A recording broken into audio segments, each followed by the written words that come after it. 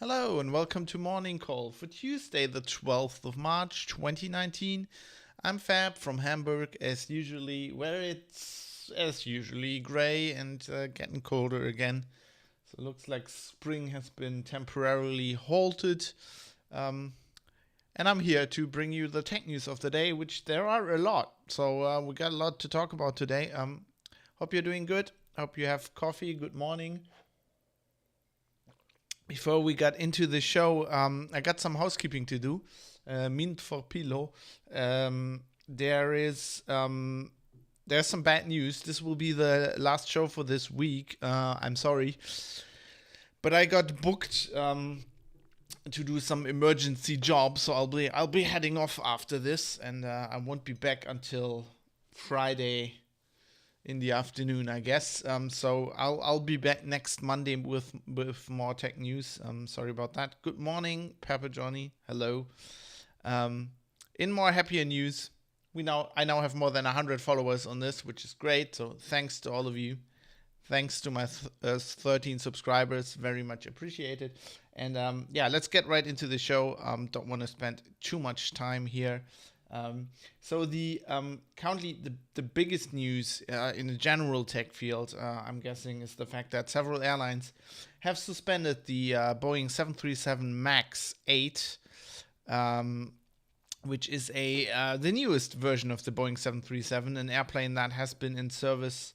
I think here, I'm looking on Ars Technica here, a picture of the maiden flight from 1967. So it's been so for a long time, has been it's kind of the workhorse of the Boeing fleet. I think it's the only narrow body airliner they still have in service, and it's used by quite a lot of airlines, but I don't think none in Germany. I think TUI has some, but they're not using them for the German subsidiary. It's more like it's being used more in developing economies, I'm guessing. So the newest version is the 737 MAX 8, which is in service since, I think, last year.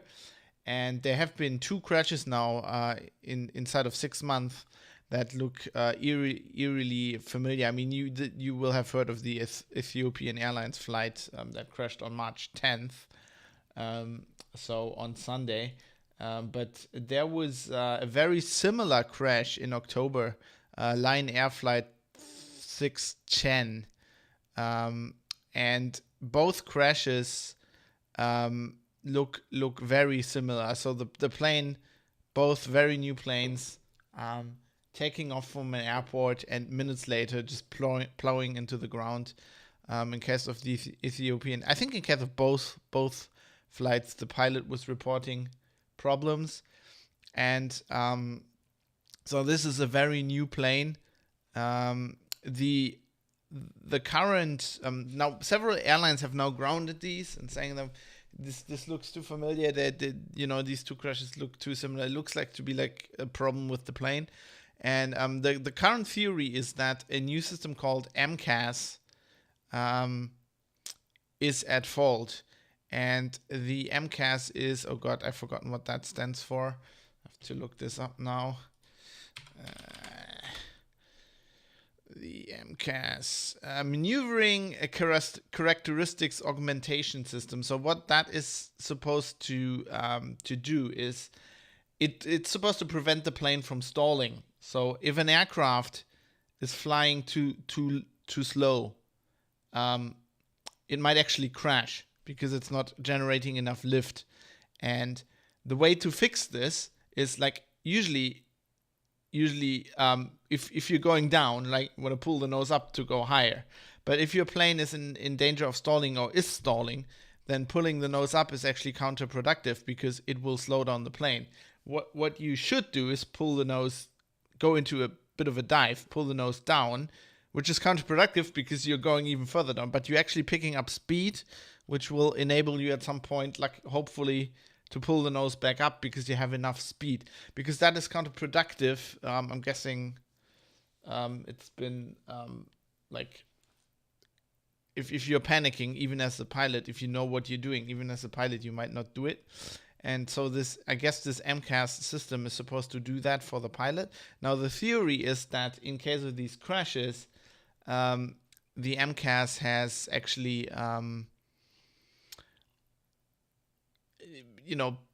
basically flown the plane into the ground because I think the theory is that the sensors were confused. There's too much sensory data, and that the plane thinking, oh, I'm in a stall, I need to do this, and actually it's not in a stall and it's way too low and it will crash. So if you're interested in these kind of things, there's a great website called the Aviation Herald, avherald.com, which is probably the best source for this kind of thing. Is a guy who used to work in the airline industry, writes very thorough reports on pretty much anything that happens. Any little accident and even crashes, and he's got a lot of information, like aerial pictures of the crash site in this case, and also a very good discussion. As with all discussion forums, you have to take these with a grain of salt, but there's a lot of professional pilots discussing stuff on there, so that's always quite interesting.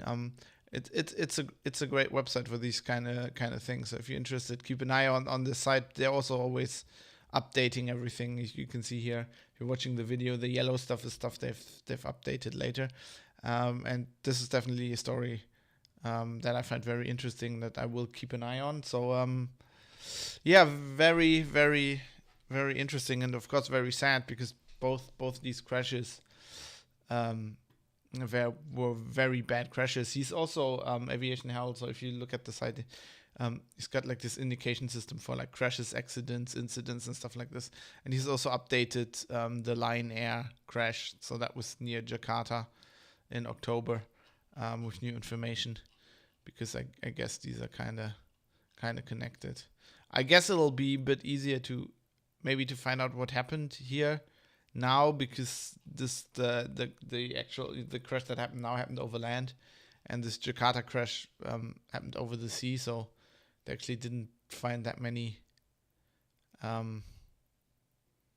It was very close to the shore, but it's always harder to find wreckage, of course, in water. We'll see. It's very interesting. I mean, lots of these pilots discussing on there are basically saying, so the problem is a bit like that.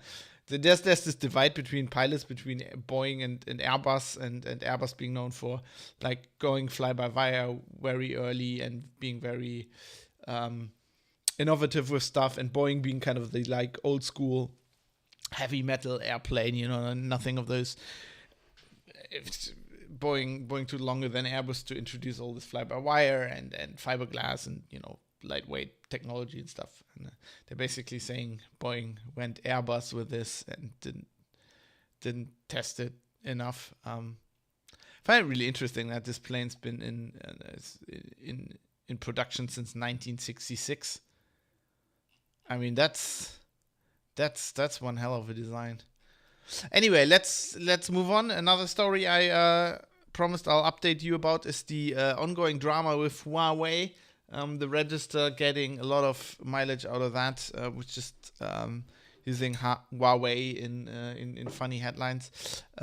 We here have a story from Golem though, that in this current spat, apparently the U.S. government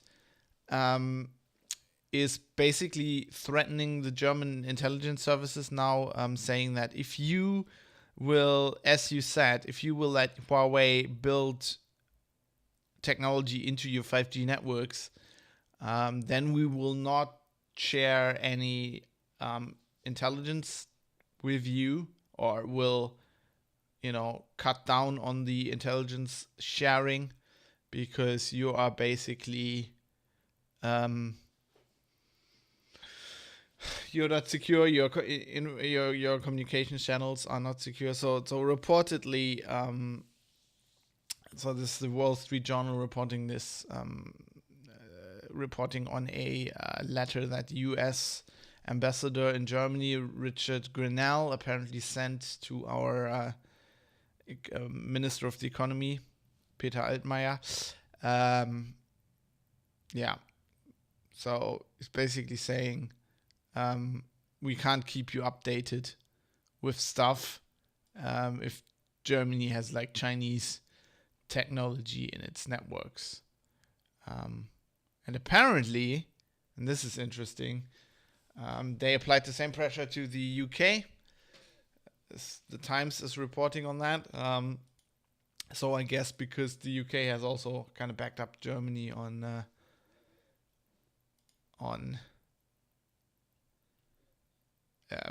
saying basically we can't find any evidence that Huawei is building backdoors into this stuff. Which, I mean, this is political posturing. It's also very hypocritical, because we know the US intelligence services are doing stuff like this. I guess it's okay if the US is spying on us, right? Don't, Chinese is evil, the US is good. This is your friend spying on you, so that's all okay.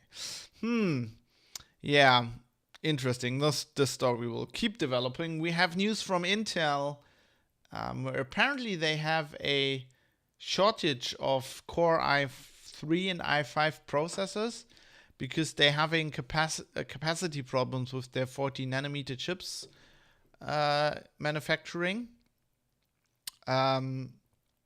Intel was basically saying that first quarter of 2019 this will get better, but apparently Taiwanese press, DigiTimes in this case, are reporting this will go into the second. Oh, this is actually the first half of the year. This will actually go into the second half, because Intel is still in the process of basically refitting. They're rebuilding 10 nanometer fabs into 40 nanometer fabs. And so far, it's been mostly this shortage has mostly affected Celeron and Pentium chips. But now it's looking like it's i3 and i5 as well. And it's not only like consumers buying those, but also partners. It looks like. So that's pretty tough for Intel there. I mean, you getting a lot of these things recently. You had like these GPU shortages because of the mining boom, and now Intel's having chip shortages. And I mean, this isn't only affecting consumers. This is also affecting like companies like Dell, HP, and Lenovo, which I guess they can't stop producing product. I guess they'll go and get chips from AMD. Pretty interesting. I don't know what that is. I guess they were just thinking they'll produce more 10 nanometer chips, and now the demand for 14 is just bigger, and now they need to like refit some of their plants, some of their fabs. Pretty intriguing. Apple is saying, meanwhile, Safari will be deleting cookies. They're going into a war against tracking cookies. They're saying Safari soon will standard, like in the standard configuration, will just delete cookies after 7 days. And this is all JavaScript, all cookies that JavaScript has generated on the client. So this Apple is saying this is they're doing this because they wanna make it harder for advertisers to track users. This is also apparently Firefox is also thinking about this. So there's an entry in the in Mozilla's Bugzilla where they're basically saying we should also do this, and they're debating this. Yeah, it is interesting. So what Apple is saying is that they will, of course, this would affect like login for websites as well, and Apple is saying they want to basically say exclude authentication cookies from this, but they must be secure. I think HTTPS only cookies. They don't want to delete session cookies. I think this is interesting because I think this will start like a cat and mouse game, because we've seen this before. I think advertisers will try to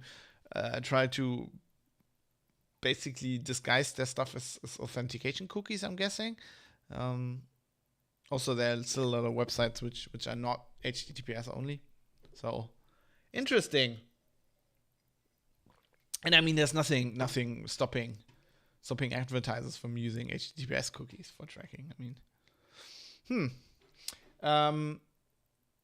in a little bit of Linux news, a longtime Debian maintainer called Michael Stapelberg has blogged about why he is stepping down as a Debian maintainer, and he one of the things he was co-maintaining was Go for Debian, and I think also some other stuff. He's been like a Debian maintainer for about 10 years, I think, and it's basically he's saying Debian is like too slow. I mean, we know Debian is slow as in with updates, they're very conservative, but he's saying the infrastructure is very old and very complicated, and it's just like too hard, like because it's so decentralized. There's no centralized system for like package updates. So he's saying it's okay if I'm like maintaining my own stuff,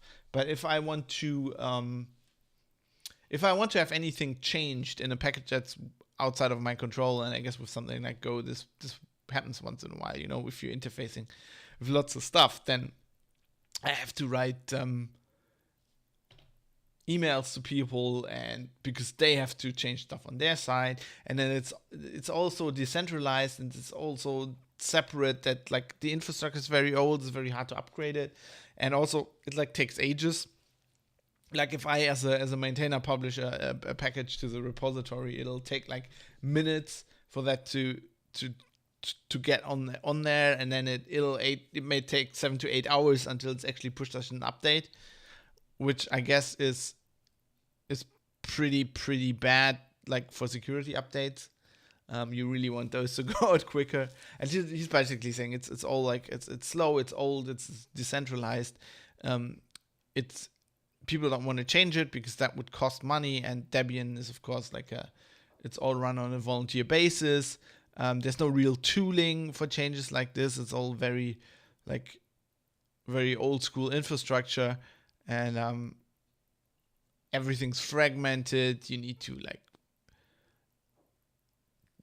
whenever you want to do something, you need to talk to a lot of people, you need to email to them. There's like not a lot of it is automated. It's pretty bad. So ASCII only saying ASCII is saying in the chat, some developers forbid bug reports from Debian because their version was so old that their bugs were fixed a long time ago. I mean, there's the thing with Debian being very conservative and stuff, and that's okay.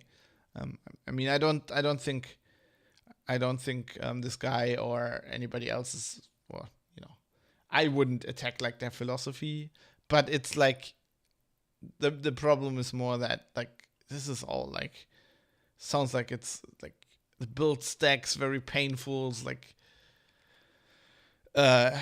cobbled together and stuff like that. It sounds like they really need to update that, and it's not the first time you're hearing from this. I mean, one of the reasons this is going through the news right now is basically that everybody kind of agrees and knows it's a problem.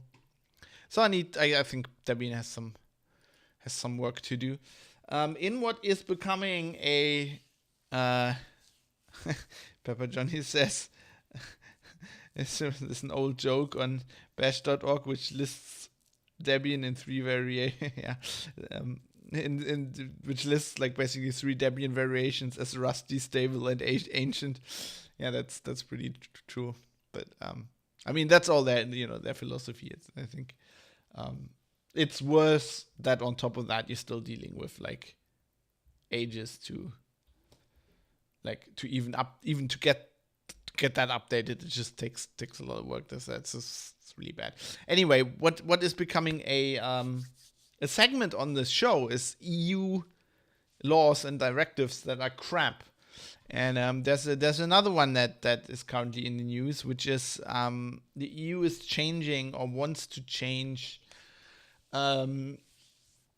regulation that basically governs radios in devices, and so there are lots of regulations that you can't like basically sell radios where you can change the where in hardware you can change like the band it's transmitting on.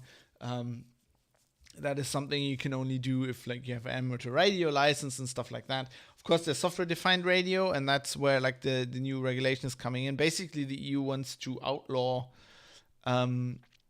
software changes on radio on devices that have a radio built in, which is very bad, especially for the OpenWRT project. People like that, routers and stuff like that. It's bad for a lot of people, and so there are now quite a few people saying that this it's called the EU Radio Equipment Directive, and they're basically saying what they're doing is like basically this is like TiVoization by law. The FSFE is against this, but there are lots of other interest group as well. I mean, okay, there's like makers and radio hackers who are obviously saying like, OpenWRT, this is important. We need, basically, if you're passing this, you're making it impossible to run custom software on stuff that has radios built in. So we're stuck with the shitty firmware from router manufacturers, and we know that is shitty. Like I do IT security, I write about IT security. For years, I basically wrote a router story every day, and how like consumer routers are broken, how the manufacturers are not fixing them, even though they know about the issues, and they just don't care. Like you talk to them in researching such a story, and they just ping you around. Oh yeah, now you have to call Asia, and then you call the Asian office, and you call the European office, and no, the Americans are responsible for this, and then they're no, you need to call Asia. It's like I just got off the phone from them. What the hell are you doing? They're basically just they don't care. And so one of the ways to fix this is just stuff like OpenWRT. Put that on a router. And if the EU is making that illegal, that would be very bad. But that's not only hobbyists who are against this. There are even manufacturers, like they're, basically communications companies that are against this. So the Belgium's Mobile and Wireless Forum, which includes Apple, Cisco, Ericsson, Motorola, are saying this is not good. We don't want this regulation. There is a Shure, well known for manufacturing microphones, but also like radio microphones and radio equipment, stuff like that. They're saying that this isn't good. Basically, what they're saying is, look, guys, don't overregulate this. Let the market deal with this. The market is dealing with this right now. And so I guess the problem that the EU wants to fix here is that the bandwidth in radio in the radio space is just getting very, very crowded, and there's like bleed over between the Wi-Fi spectrum and other stuff. So for example, if you live near an airport, you might know that there's at least in Europe, to work correctly, your router should like in the gigahertz spectrum should switch the channel 13. There's like some channel like many routers don't do this, but they really should. There should be software in there that detects if there's an airport weather radar signal on that channel, and if there is, it should switch off that channel. And there's lots of other stuff, there's baby phones that basically infringe on like the emergency response radio frequencies in Germany. But the problem is like I don't think the EU is fixing what they're trying to fix here, because the problem is not OpenWRT. The problem is not like some hackers changing their radio and playing around with that. The problem is basically Chinese devices. There's a hell of a lot of Chinese devices. There's even like not even radios. There's like phone chargers that are just not like insulated correctly and that are just spewing interference on channels that are used for other stuff. And so in Germany we have we have an office of the government, and I drive around the Bundesnetzagentur. They have like cars with like big antennas, and they drive around trying to find this stuff. And like if you have one of those devices, they might knock on your door. If you're a amateur radio guy, you might in Germany you know this, because they come around once in a while and like try to see that all your stuff is like is transmitting at the right power and all this kind of stuff. So it's not like we don't have regulation. It's one of these other EU things where you like somebody's like drafting these laws, and then people who actually know what the fuck they're talking about, they're like, we don't know what you're doing. Anyway, I should move on. I've been told I rant too much. I'm sorry about that. That's just my nature. If you listen to my other podcasts, you will be glad that rants on the show are only 5 minutes long instead of half an hour. But yeah, I'll try to keep it short. Some more stories. So there's the cryptocurrency OneCoin, or the alleged cryptocurrency OneCoin. The current head of that currency, Konstantin Ignatov, has now been arrested in Los Angeles. So the U.S. prosecutors are basically saying this isn't a currency, this is a pyramid scheme where they have basically scammed people out of millions of dollars. This cryptocurrency didn't really exist. Find this interesting. Not gonna go into this much further. I mean, you can read up on this if you find this interesting. It's a good story on Heise.de by my former colleague Axel Kannenberg, who definitely knows what he's writing about. I mean, this basically epitomizes that crypto bubble and some of the stuff where it's just like blatantly just people using buzzwords and trying to scam other people. And I guess there's now arrests happening, which is interesting. In other news, NASA's IT security apparently is not up to scratch. The Office of the Inspector General of NASA has looked at their IT security and saying it's not as good as it should be, which I guess isn't a surprise with the current level of funding or current level of absent funding of NASA. But I guess that's not good. You don't want the ISS to get hacked. There's already the Russians saying people are punching holes in that. You don't want to get hacked. I have two more stories just to ease us out of this show. Two more what the fuck stories. Apparently, Google has been prototyping drone delivery in a suburb of what was it? Adelaide? Canberra. In the Canberra suburb of Bonnython. And locals, after the year Google saying we're winding this down and we'd always planned to do this, has absolutely nothing to do with the fact that locals have been protesting this really badly and have, because they're Aussies, have gone as far as saying we'll shoot these fucking things down. We'll shoot these flaming things out of the sky, mate. Because they're so fucking annoying. Apparently they're really loud. So apparently they make a very high-pitched whining noise. Here's the video here. It sounds like, I don't know, almost like a little kid going, nah. It's like really annoying. And they've been saying this, the birds, the dogs are just going insane. The birds are not coming around anymore because of the fucking drones. And there's been actually they've looked into this. So basically they're saying this is much more annoying to people than road noises. Because it's just such a high pitched noise. And of course, I mean, this kind of makes sense. Houses are built to be insulated against road noise. So we have lots of, kill it, says Shoyu Rapper. Kill it! Shoot it! Martha, get me the 12 gauge. It's just like, houses are built. We know this is a problem. So we for decades we've built houses that are well insulated against road noise, but they're generally not insulated against sound that's coming from above. So it's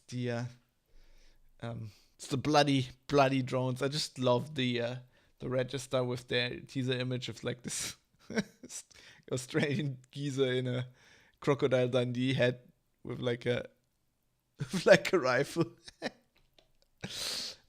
Anyway, so and even more what the fuck story, the German doctors, so there's a doctors publication in Germany, specialized, called Ärzteblatt, and they are reporting, my wife actually showed me this story over breakfast this morning and I found it hilarious. I'm like, I need to report on this.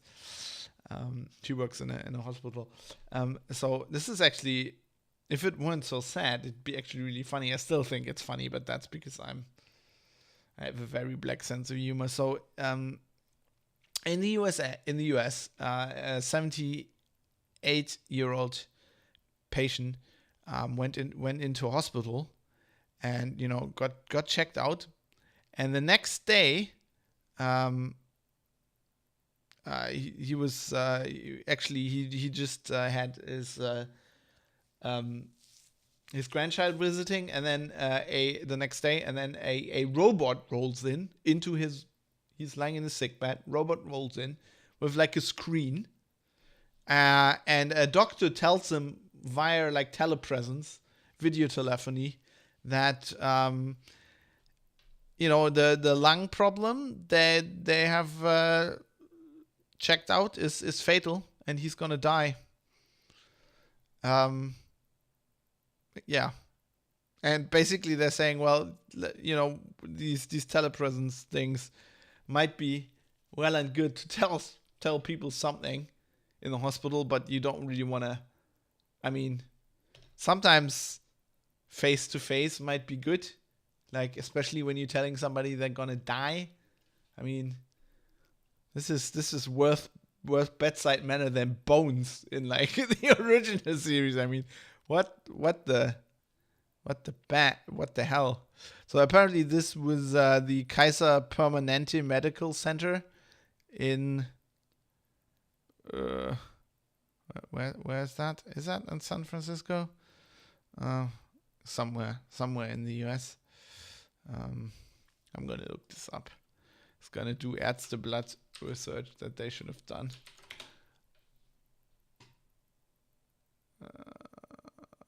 Guess this one in San Diego might be that. Although they also have hospitals in Virginia and Washington. I mean, Kaiser Permanente is a big American health company. My God, I mean, guys, like, what the fuck? Who came up with that idea? Jesus Christ. Yeah, so the television channel that was reporting on this was KTVU. So that's in San Francisco. So I'm guessing this was either in San Francisco or in San Diego. Jesus. Yeah, Aski says you have one new message. You will die soon. Thanks for using our services. This Jonathan Saxon says next level drone drops your death sentence diagnosis. I mean, this is like some fucking what is this? This is like some fucking Judge Dredd shit. Like this could be right out of Warhammer 40k. Yeah, please rate our service. What the hell? Oh God. Anyway, so that's it. That's it for the news today. I think that was enough depressing stuff for you, wasn't it? Get back to work, people.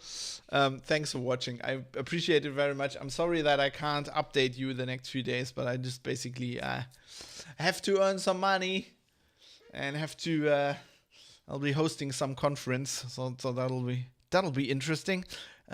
Anyway, I'll see you next Monday, and I'll bring you some fresh tech news. I'll try to keep these disruptions of the show at a minimum, and I really, even if I have other stuff to do, I usually do these in the mornings. I can quickly whack them out, but like sometimes when I'm just on the road, either because I'm working at the time I'm doing this, okay, because I'm in some shitty hotel Wi-Fi, it's like not really feasible to do these. But I'll be back, and I hope you have a good rest of the week, and yeah, I'll see you around, and so show you rapper. We're sorry, your insurance won't cover your treatment. Good news, it won't matter. Yeah, welcome to America. Anyway, see you around, and don't take any shit from those drones, right? Get the 12 gauge loaded up and ready. And those, I heard those drones are pretty suspectable to buckshot. So see you next week. Goodbye.